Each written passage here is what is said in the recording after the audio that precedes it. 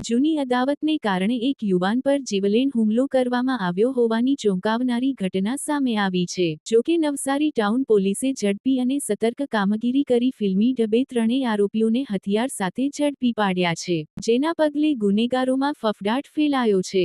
નવસારીના વિરાવળ નાકા નજીક આવેલી હિન્દ ચા નાસ્તા ની દુકાન પાસે ગત 17 એપ્રિલની રાત્રે લોહિયાળ ઘટના બની હતી। કાગદીવાડ વિસ્તારમાં રહેતા ઇમરા તૈયબ શેખ પર જૂની અદાવત રાખી 3 હુમલાખોરોએ ચપ્પુ વડે હુમલો કર્યો હતો।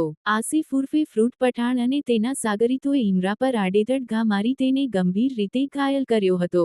ઘટના બાદ હુમલાખોરો સ્થળ પરથી ફરાર થઈ ગયા હતા, જ્યારે ઇમરાનને તાત્કાલિક સારવાર માટે હોસ્પિટલ ખસેડવામાં આવ્યો હતો। આ ઘટનામાં પોલીસે ઝડપી કાર્યવાહી કરતા મુખ્ય સૂત્રધાર એવા મોહમ્મદ આસિફ ઉર્ફે ફ્રૂટ પઠાણ, કિશન અખિલેશભાઈ દયાશંકર દુબે, સૂરજ રાજકુમાર પરમાનંદ દુબે આ ત્રણેય આરોપીઓને હથિયારો સાથે ઝડપી પાડ્યા છે।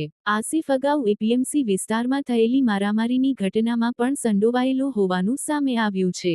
પોલીસની આ ત્વરિત અને અસરકારક કામગીરીને પગલે શહેરમાં લુખ્ખા તત્વોમાં ભયનો માહોલ સર્જાયો છે। હાલ પોલીસે ત્રણેય આરોપીઓની વધુ પૂછપરછ શરૂ કરી છે અને સમગ્ર મામલે વધુ તપાસ હાથ ધરવામાં આવી રહી છે।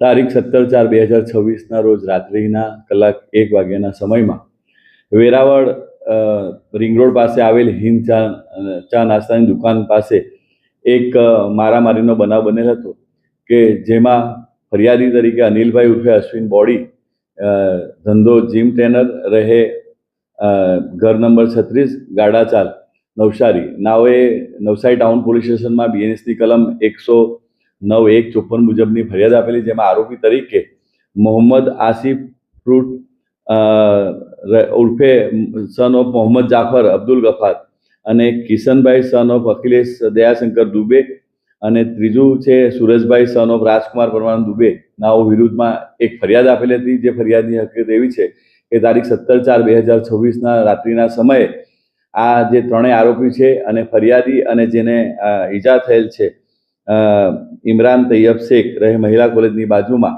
એ લોકોની આગળ પણ એક મારામારીનો બનાવ એ લોકો વચ્ચે બનેલો હતો, જેના અદાવત રાખીને આ ત્રણેય આરોપીઓ એકસમ થઈને જે ફરિયાદીના મિત્ર છે ઇમરાન તૈયબ શેખને જાનથી મારી નાખવાના ઈરાદાથી ત્રણેય ચપ્પુ વડે હુમલો કરીને ચપ્પુના ઘા મારી અને ગંભીર જીવલેણ ઈજાઓ કરી ગુનો કરેલ હતો। જે બાબતે ગુનો નવસારી ટાઉન પોલીસ સ્ટેશનમાં નોંધાયેલ છે અને આ ત્રણેય આરોપીની અટક તારીખ 19/4/2026 રાત્રિના સમયે થઈ ગયેલ છે અને આ ગુનાની તપાસ હાલ K D Nakum police inspector Navsari town નાઓ કરી રહેલ છે।